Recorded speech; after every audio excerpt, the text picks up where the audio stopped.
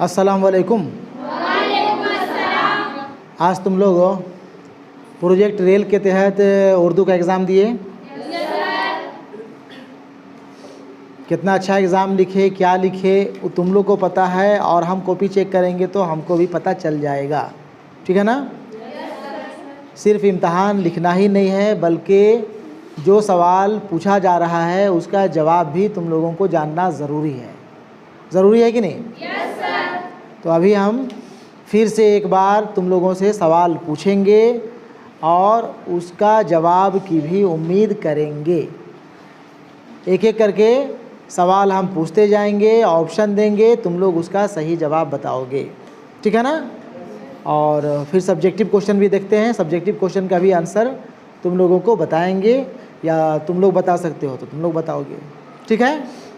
चलो, सवाल नंबर एक था ड्रामा किस ज़बान का लफ्ज़ है? सही जवाब क्या होगा? यूनानी।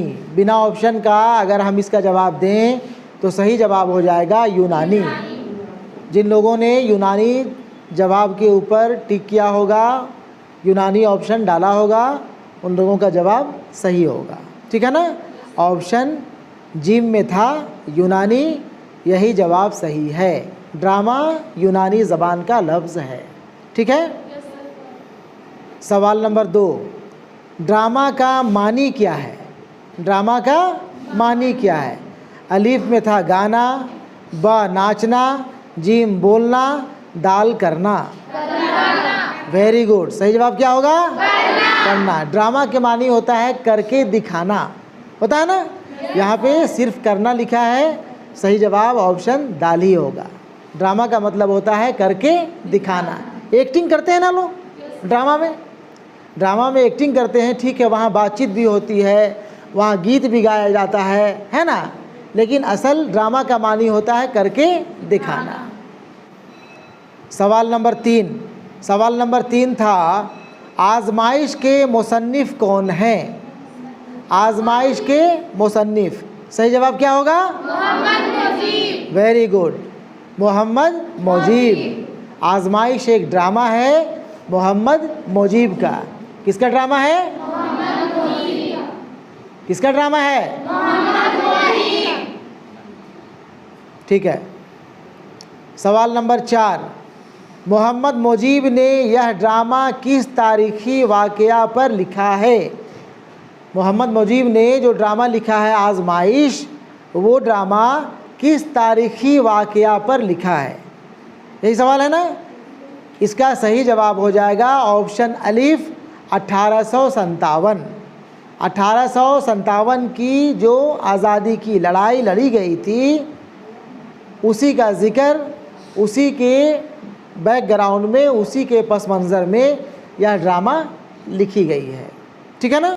सवाल नंबर 5, राम सहाय मल की बीवी का नाम क्या है? भागवती। Very good. राम सहाय मल की बीवी का नाम क्या है? भागवती। ये भी आजमाइश से ही दिया है क्वेश्चन। ड्रामा आजमाइश से है ना? Yes sir. ठीक है। सवाल नंबर 6, सैयद आबिद हुसैन की सन्ने वफ़ात कब है? यानी कि सैयद आबिद हुसैन का इंतकाल कब हुआ? सही जवाब क्या होगा? सही जवाब हो जाएगा ऑप्शन ब 1978। सैयद आबिद हुसैन का इंतकाल कब हुआ था? 1978। सभी लोग नहीं बोल रहे हो। कब इंतकाल किए थे? 1978। ठीक है। सवाल नंबर 7, गांधी जी ने इतराफ़नामा किसे पेश किया था? इतराफ़नामा, सही जवाब हो जाएगा वालिद। गांधी जी ने इतराफ़नामा अपने वालिद को पेश किया था। ठीक है ना? सवाल नंबर 8, दर्ज झेल अल्फाज में ठंडा का मुतज़ाद क्या है? ठंडा गरम, गर्मी नहीं, सर्दी का गर्मी, ठंडा का गरम, सर्दी गर्मी हो जाएगा। ठीक है ना? सवाल नंबर 9, दर्ज झेल अल्फाज में कौन लफ्ज़ इसमें आम है? इसमें आम, आम, सामान्य, जनरल। इसमें सही जवाब हो जाएगा लड़का। देखो बाकी जो यहाँ ऑप्शन दिया हुआ है, जैद, सुनो ध्यान से, जैद यहाँ लिखा है ना जी। जैद किसी लड़का का खास नाम है, खास नाम है ना। जैद से समझ आएंगे कि हम इसके बारे में बात कर रहे हैं, ये जैद है। लड़का बोलेंगे तो कौन लड़का, पता ही नहीं चल रहा है। लड़कियां बोलेंगे तो कौन लड़की, पता नहीं चल रहा है।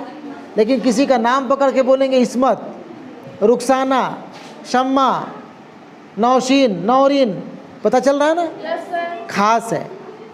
तो ये इसमें खास हो जाएगा, ठीक है ना। यहाँ पे सवाल पूछा है कौन लफ्ज़ इसमें आम है, आम है। जैद इसमें खास हो गया, लड़का आम होगा, इसमें आम। कोडरमा अगर हम कह रहे हैं लिखा हुआ है, तो कोडरमा भी तो खास शहर का नाम है ना। झारखंड में एक जगह है कोडरमा, मालूम हो जा रहा है कि कोडरमा है, तो ये भी इसमें खास हुआ। झारखंड, भाई हिंदुस्तान में कई रियासतें हैं, कई सूबे हैं, कई राज्य हैं, जिसमें से झारखंड भी एक राज्य है।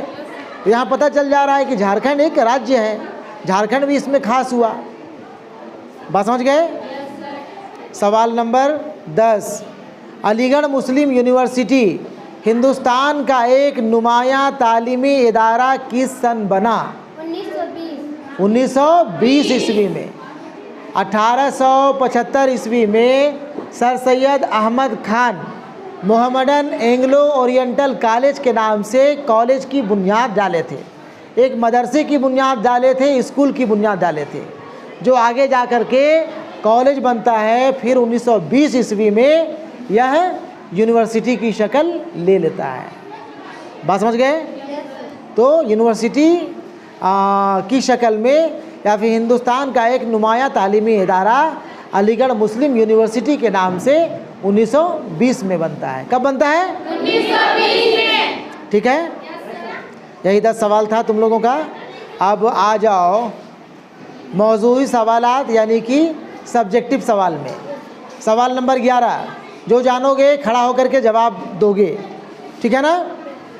सवाल नंबर 11, राम सहाय की बीवी भागवती ने जिन 2 मुजाहिद खवातीन को पनाह दे रखी थी उनके नाम बताएं। नाम बताना है कि राम सहाय मल की बीवी भागवती जो है किन 2 मुजाहिद खवातीन को अपने यहाँ पनाह दे रखी थी। सही जवाब सलमी नहीं, सलमा। छोटी ये दिया हुआ है ना, लेकिन उसके ऊपर खड़ा ज़बर है। सलमी नाम नहीं होता है। किशन कुंवर और सलमा को अपने यहाँ पनाह दे रखी थी, ठीक है ना। ड्रामा आजमाइश में इसका जवाब ढूंढोगे, मिल जाएगा, ठीक है। आगे सवाल नंबर 12, गांधी जी का खानदान किन ख्यालात का था? गांधी जी का खानदान किस ख्यालात का था? सही जवाब हो जाएगा वैष्णव। किस खानदान का था? वैष्णव। वैष्णव ख्यालात का था, वैष्णव धर्म के मानने वाले थे, ठीक है ना। सवाल नंबर 13, राम सहाय मल के दरवाजे पर सिपाही आए तो उसने क्यों कहा कि मेरे पास अमान का परवाना है? इसका सही जवाब होगा राम सहाय मल के दरवाजे पर सिपाही आए तो उसने इसलिए कहा मेरे पास अमान का परवाना है क्योंकि राम सहाय मल को अंग्रेज़ों के ज़रिए माफ़ीनामा मिल चुका था। राम सहाय मल को एक सर्टिफिकेट दिया गया था जिसमें यह कहा गया था, लिखा गया था कि आप किसी को अपने यहाँ रहने के लिए शरण दे सकते हैं, अपने यहाँ किसी को रख सकते हैं, और जो भी राम सहाय मल के घर में रहते उसे अंग्रेज़ सिपाही पकड़कर नहीं ले जा सकते थे, ठीक है ना। चलो आगे बढ़ो, बना बना के लिख लेना। सवाल नंबर 14, गांधी जी ने अपनी गलतियों के कुफारे के लिए क्या तरीका अख्तियार किया? गांधी जी कुछ गलती किए थे, ठीक है ना, उसके लिए गांधी जी क्या तरीका अख्तियार करते हैं, बता सकते हो कोई? बताओ जोर से। महात्मा गांधी ने सोचा कि वह अपनी गलतियों का एतराफ़ अपने वालिद के सामने करेंगे, यानी उन्होंने अपनी गलतियों का एतराफ़ नामा अपने वालिद को लिख कर दे दिया, उसे सजा देने को भी कहा और यह भी वादा किया कि आइंदा ऐसा हरगिज़ नहीं करूँगा। ठीक है, बैठ जाओ। देखो, गांधी जी ने अपनी गलतियों के कुफारे के लिए, यानी अपनी गलती को नहीं दोहराने के लिए, अपनी गलतियों का तौबा करने के लिए ये तरीका अख्तियार करता है कि गांधी जी सोचते हैं कि हमें इतराफ़नामा, यानी कि जो हम जुर्म किए हैं, जो गलती किए हैं, इसे साफ साफ लिख करके अपने वालिद साहब को बतला दें, ठीक है ना।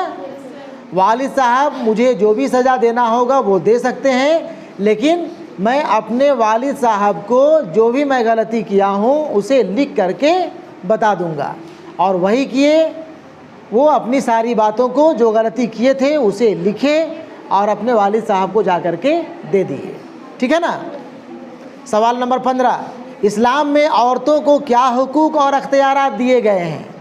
इस्लाम में औरतों को क्या हक हुकूक दिए गए हैं, क्या अख्तियारात दिए गए हैं? इसको अपने से बना के भी लिख सकते हो।